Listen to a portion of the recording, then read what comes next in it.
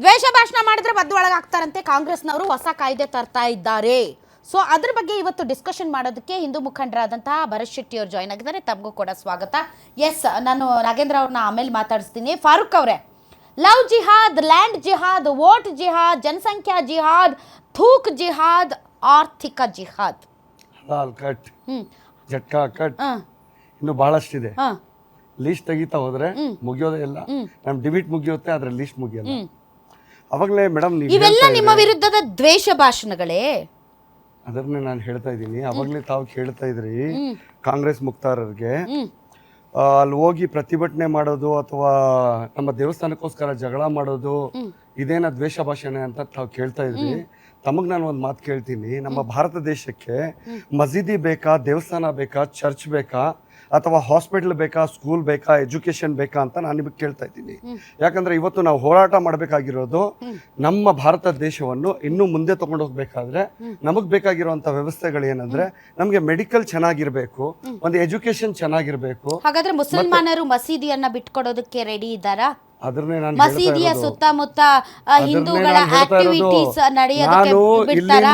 ಮದ್ದೂರಿನಲ್ಲಿ ಗಣೇಶನ ವಿಗ್ರಹದ ಮೆರವಣಿಗೆಯಲ್ಲೇ ಕಲ್ಲೆಸೆದ್ರು. ಫಾರೂಕ್ ಅವರೇ, ನೋಡಿ, ನೀವು ಎಲ್ಲ ನಮ್ಮ ಸಮುದಾಯದ ಮೇಲೆನೆ ನಡೀತಾ ಇದೆ ಅನ್ನೋ ತರದಲ್ಲಿ ನಿಮಗೂ ಅದೇ ಬೇಕು, ಅವ್ರಿಗೂ ಅದೇ ಬೇಕು.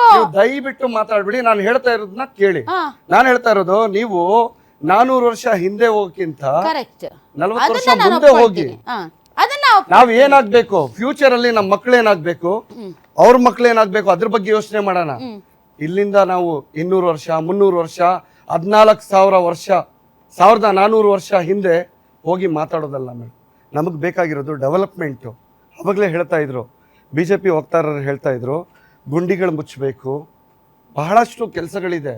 ಆದ್ರೆ ಇವತ್ತು ಕಾಂಗ್ರೆಸ್ ಮಾಡ್ತಾ ಇರುವಂತಹ ಈ ಒಂದು ವಿಚಾರ ಏನಿದೆ, ಅಥವಾ ಈ ಒಂದು ವಿಧೇಯಕ ಅಥವಾ ಈ ಕಾಯ್ದೆ ತರಕ್ಕೆ ಏನು ಹೊರಟಿದ್ದಾರೆ, ಇದು ತಪ್ಪು ಅಂತೀರಾ ತಾವು? ತಪ್ಪು ಅಂತ ಹೇಳ್ತಾ ಇಲ್ಲ ನಾನು.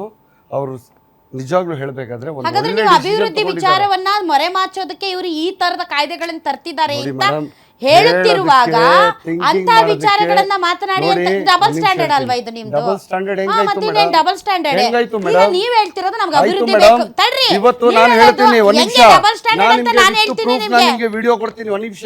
ಸಣ್ಣ ಮಕ್ಕಳನ್ನ ಅಲ್ಲಿ ಕರ್ಕೊಂಡು ಹೋಗಿ ನೀವು ಅದನ್ನ ಮಾತಾಡಿ. ಫಾರೂಕ್ ಅವರೇ, ನಮ್ಮ ಮಕ್ಕಳಿಗೆ ನಾವು ಇದೇನ ಕಲ್ಸ್ಕೊಡ್ಬೇಕಾಗಿರೋದು. ಕೇಳಿ, ನೀವು ನಿಮ್ಮ ಹತ್ರ ಒಂದು ಕ್ಲಾರಿಟಿ ಇರಲಿ. ನೀವು ಹೇಟ್ ಸ್ಪೀಚ್ ಬಗ್ಗೆ ಮಾತಾಡ್ತೀರಾ, ಮಾತಾಡಿ. ಡೆವಲಪ್ಮೆಂಟ್ ಬಗ್ಗೆ ಮಾತಾಡ್ತೀರಾ, ಮಾತಾಡಿ. ಎರಡನ್ನೂ ಮಿಕ್ಸ್ ಮಾಡಬೇಡಿ. ಎರಡನ್ನೂ ನಾನು ಮಿಕ್ಸ್ ಮಾಡ್ತಾ ಇಲ್ಲ. ನಾನು ಹೇಳ್ತಾ ಇರೋದು ಎರಡು ನಮ್ಗೆ ಡೆವಲಪ್ಮೆಂಟ್ ಬೇಕು ಅಂತಂದ್ರೆ ಸರ್ಕಾರವನ್ನ ಟೀಕೆ ಮಾಡಿ. ನಾನು ಡೆವಲಪ್ಮೆಂಟ್ ಬಗ್ಗೆನೂ ಮಾತಾಡ್ತೀನಿ. ದಿ ಸೇಮ್ ಟೈಮ್ ನಮ್ಮ ಮೇಲೆ ಹೇಟ್ ಸ್ಪೀಚ್ ಸಮುದಾಯದ ಮೇಲೆ ಅತ್ಯಂತ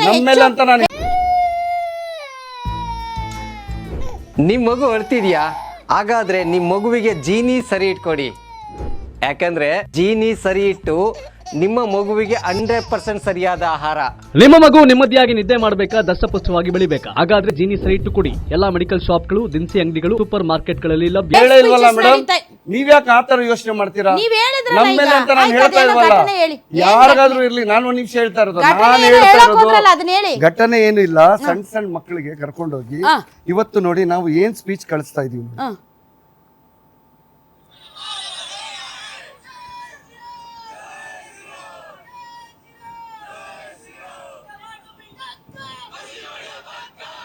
ಡಮಾಲ್ ಡುಮಿಲ್ ಡಕ್ಕ, ಮಸೀದ್ ಹೊಡಿಯೋದು ಪಕ್ಕ ಅಂದ್ರೆ ಏನ್ ಮೇಡಮ್? ಇವತ್ತು ನಾನು ಹೇಳ್ತಾ ಇರೋದು ಏನ್ ಗೊತ್ತಾ, ಸಣ್ಣ ಮಕ್ಕಳಿಗೆ ಅವ್ರು ಅಂದಿದ್ದಾರೆ ಮದ್ದೂರಲ್ಲಿ ಕಲ್ಲೆಸ್ತಿದ್ದಾರೆ ಗಣೇಶ ಮೆರವಣಿಗೆ ಸಂದರ್ಭದಲ್ಲಿ.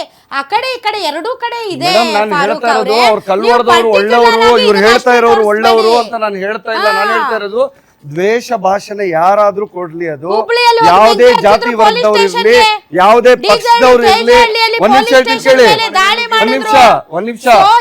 ನಾನು ಹೇಳ್ತಾ ಇರೋದು ಪ್ರತಿಯೊಬ್ಬರಿಗೂ ನಾನು ಹೇಳ್ತಾ ಇರೋದು ಯಾವುದೇ ಜಾತಿ ವಿಚಾರದಲ್ಲೂ ಬರ್ತಾ ಇಲ್ಲ, ನಾನು ಯಾವ ಪಕ್ಷದ ವಿಚಾರಕ್ಕೂ ಬರ್ತಾ ಇಲ್ಲ.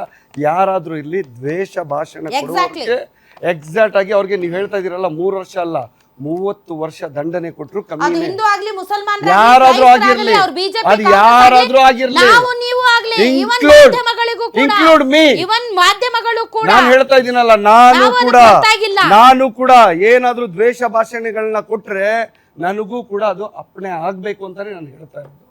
ಇದು ಮಾಡಿರೋ ಸರ್ಕಾರ ತಪ್ಪು ಅಂತ ಹೇಳ್ತಾ ಇಲ್ಲ, ಇದು ರೈಟ್ ಆಕ್ಷನ್ ತಗೊಂಡಿರೋದು ಇವಾಗ. ಯಾಕಂದ್ರೆ ಮುಂದೆ ಯಾರಾದರೂ ಸ್ಪೀಚ್ ಮಾತಾಡಬೇಕಾದ್ರೆ ಯೋಚನೆ ಮಾಡ್ತಾರೆ, ಮಾತಾಡಿದ್ರೆ ಅವರು ಪೆನ್ಷನ್ ಹಾಕೋರು, ಮಾತಾಡಿದ್ರೆ ಅವರು ಅದು ಮಾಡೋರು.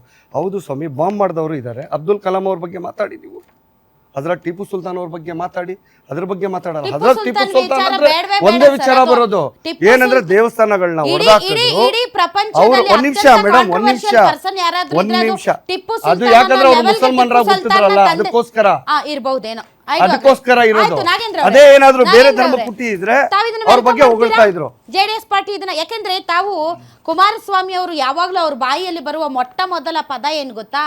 ಕರ್ನಾಟಕ ಇದು ಸರ್ವ ಜನಾಂಗದ ಶಾಂತಿಯ ತೋಟ, ಶಾಂತಿಯನ್ನ ಕದಡುವ ಕೆಲಸವನ್ನ ಯಾರೂ ಮಾಡಬಾರ್ದು ಅಂತ. ಸೊ ಈ ರೀತಿ ಕೋಮು ಸೌಹಾರ್ದತೆ ಬಗ್ಗೆ ಮಾತಾಡುವಂತಹ ಪಕ್ಷ JDS ಪಕ್ಷ ಇದನ್ನ ತುಂಬು ಹೃದಯದಿಂದ ಸ್ವಾಗತಿಸಬೇಕೇನೋ. ಮೇಡಮ್, ಎಲ್ಲರಿಗೂ ಒಂದೇ ಕಾನೂನು. ಈ ರಾಜ್ಯದಲ್ಲಿ 7 ಕೋಟಿ ಜನ ವಾಸ ಮಾಡ್ತಾ ಇದ್ದೀವಿ, ಎಲ್ಲರಿಗೂ ಒಂದೇ ಕಾನೂನು.